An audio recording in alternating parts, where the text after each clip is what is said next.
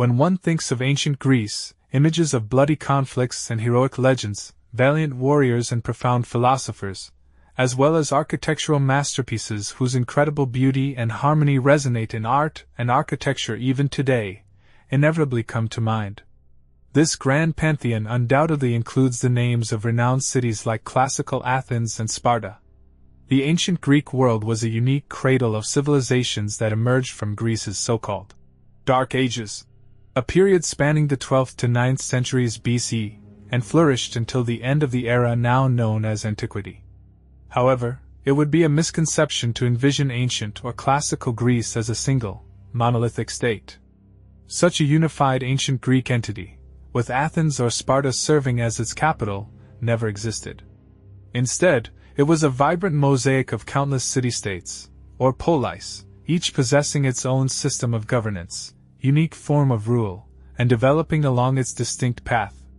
These independent entities formed various alliances, pacts, and trade agreements aimed at mutually beneficial cooperation. Yet, just as often, hostile relations flared up between them, escalating into open conflicts. More broadly, their interactions were defined by continuous and often fierce rivalry, especially between two of them whose ambitions and power were unmatched.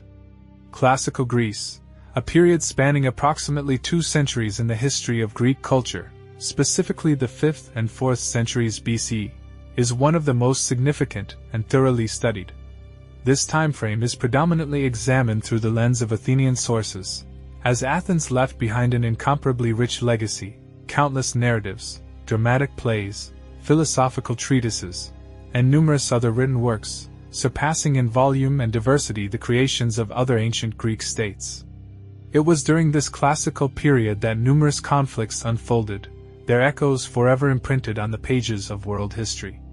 At a time when the subjugation of some Greek city-states was nearing completion, an unprecedented threat loomed on the horizon of ancient Greek civilization, capable of engulfing the entire Hellenic world. This was the mighty Persian Empire, whose expansion during those decades reached colossal proportions, stretching east and west, from distant Bactria to the shores of the Arabian Sea, and subsequently absorbing Lydia, Babylon, Phoenicia, and Egypt. The Persians were renowned masters of warfare. Their war machine and invasion tactics were unparalleled. Mainland Greece found itself under direct threat from this new, formidable invader, but it was precisely this mortal danger that served as a catalyst, prompting many disparate city-states to unite for the first time against a common enemy. From this pivotal moment, the entire Greek world began to be perceived as a single entity, ready to resist external aggression. Thus, in 500 BC, the famous Ionian Revolt began, initiating a series of monumental events. Prior events served as a catalyst for the Persian invasion, which unfolded in 492 BC. However, the first wave of invaders met with resolute resistance and suffered a crushing defeat by 490 BC. Years later, between 481 and 479 BC, Persia launched a second, far more extensive attempt to subjugate the Greek poleis, but this too proved unsuccessful. Although Persian forces managed to advance deep into mainland Greece at a critical juncture, their progress was halted, and the invaders were vanquished. The famous and fateful battles of Thermopylae and Artemisium forever altered the course of history for the ancient Greeks. In total, the Persian endeavor to conquer Greece stretched over more than 2 decades. And despite the Persian Empire's incomparably greater might, thanks to outstanding military innovations, well-conceived strategy, and the unparalleled courage of the Hellenes, this massive invasion was successfully repelled. In the legendary Thermopylae Pass, the Spartan king Leonidas, leading his 300 elite warriors, supported by other Greek contingents, valiantly held back the onslaught of the multi-thousand-strong Persian army for 3 days. This account is not merely a description of a great moment in the annals of history, but also a vivid testament to the Spartan way of life, which was fully embodied in this legendary battle. Spartans dedicated their lives entirely to loyalty to the state and unwavering military service. Remarkably, Spartan boys began their rigorous education and intensive military training as early as age 7. They were known to live in barracks and train continuously, even during peacetime, which forged their unyielding spirit and exceptional combat skills. Subsequently, under the protectorate of Athens, the Delian League was formed, which promptly transformed into an effective instrument of Athenian influence. Athens' consistent success inevitably led to open confrontation with Sparta. The Peloponnesian War erupted in 431 BC.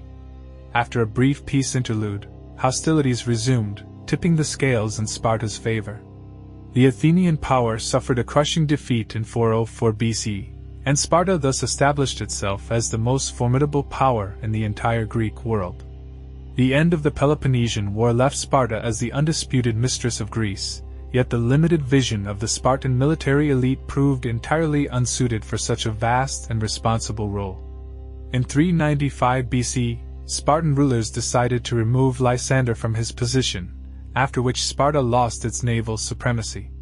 Athens, Argos, Thebes, and Corinth, the latter two, notably, being former Spartan allies, boldly challenged Sparta's dominance during the Corinthian War, which concluded inconclusively in 387 BC. The Corinthian War clearly demonstrated an important dynamic unfolding in Greece. While Athens and Sparta exhausted each other in grueling battles, Thebes steadily rose, gaining a dominant position among the various Greek city-states. In the same year, Sparta concluded the so-called Peace of Antalcidas with Persia. This agreement stipulated the transfer of the Greek cities of Ionia and Cyprus to the Persians, effectively reversing a century of Greek victories over Persia.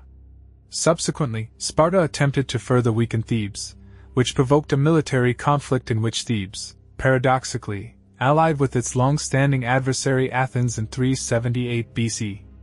Spartan dominance over Thebes was definitively broken as a result of a powerful popular uprising that erupted within Thebes itself. Before continuing the narrative, it is worth examining in more detail why Sparta possessed such outstanding military might. From its very inception, the ancient city-state of Sparta operated under a unique form of government known as a diarchy. This unusual arrangement meant that throughout its centuries-long history, Sparta was continuously under the joint rule of two kings.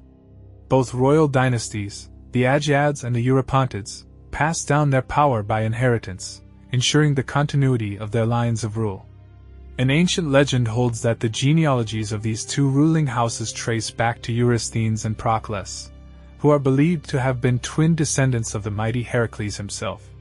It is said that these legendary figures conquered Sparta just 2 generations after the conclusion of the Great Trojan War.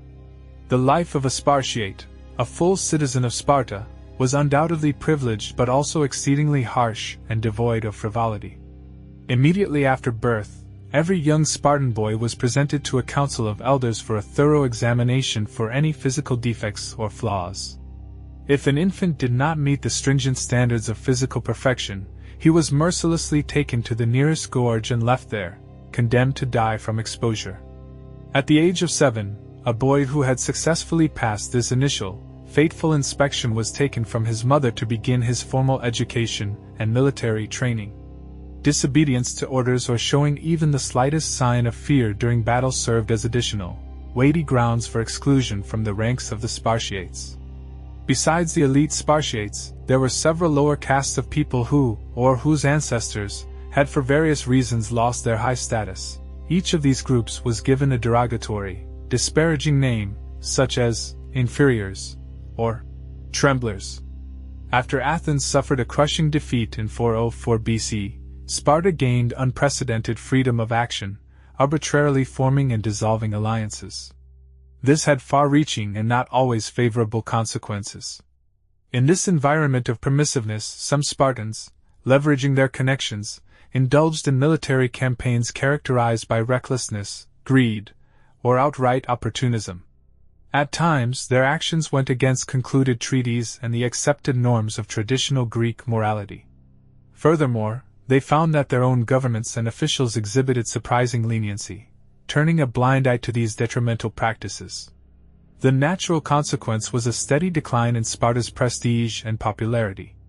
Other Greek poleis, whether long-standing allies or traditional adversaries of the Spartans, felt increasing discontent with Sparta's hegemony, ultimately leading to the formation of a new, powerful anti-Spartan alliance. Striving to maintain their dominant position in the Greek world, the Spartans consistently relied on their formidable military might, and their army, indeed, remained an imposing force. Spartan hoplites continued to be considered unsurpassed in the art of warfare, yet over time, their victories came at an ever-increasing cost. Each triumphant campaign resulted in significant losses that Sparta simply could not afford in the long run. Every battlefield loss meant a reduction in the precious warrior contingent needed to contain Sparta's numerous enemies. Moreover, it gradually became evident that Sparta's absolute dominance in traditional hoplite tactics was not eternal and unshakable. In 390 BC, the Spartans were shocked by the defeat of an isolated Spartan detachment, which led to the deaths of approximately 250 men. Meanwhile, Sparta's adversaries, carefully studying their main enemy's tactics, continuously refined their knowledge of Spartan military strategy and tactics. Returning to the events of 378 BC, it should be noted that Sparta's dominance over Thebes was decisively interrupted by a sudden popular uprising that erupted within the city itself. Following this triumph, the Theban army underwent a profound reorganization and began systematically liberating cities that were under the control of Spartan garrisons.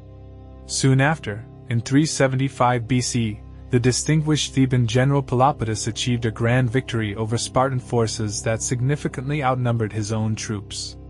Thebes' power grew with such extraordinary speed in so short a period that it inevitably caused apprehension in Athens.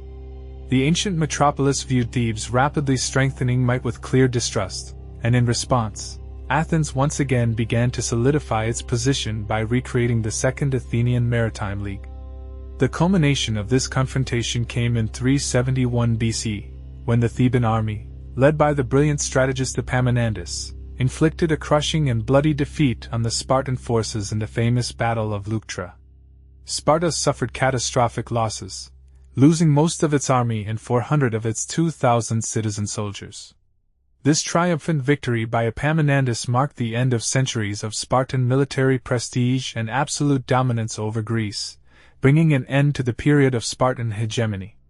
The decisive defeat of the legendary Spartan hoplite army by the Theban forces at the Battle of Leuctra in 371 BC not only concluded but also overturned an entire era in Greek military history, forever changing the established balance of power in Hellas. One by one, the old foundations of the 5th century Golden Age had been tested and ultimately overthrown, but the image of Spartan military invincibility had, until this moment, remained an unshakable and reliable bastion. Not long before, the mere sight and fearsome sound of an advancing formation of Spartan soldiers were capable of breaking the spirit and nerves of opponents long before hand-to-hand combat even began. Upon closer examination of Sparta's history, known as a militaristic society, the defeat at Leuctra becomes entirely explicable. By the time of the confrontation with the Thebans, Sparta had long been experiencing a profound crisis. It was only a matter of waiting for someone to exploit its fundamental internal vulnerability.